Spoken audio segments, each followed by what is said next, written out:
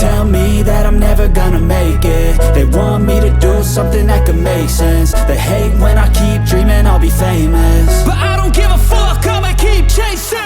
I got all this potential that's deep inside of me, but they hate when you're successful cause they try to be. They sit there being judgmental because you're trying things, and they just want you to settle and do the right thing. So get a good job, don't slack off. Wake up every morning, make a good impression on your boss. Don't do anything that I wouldn't do, and when you're making money, make sure you don't spend it too soon. Fuck that, I'll do what I wanna do. I got a different path from everyone, and that includes you.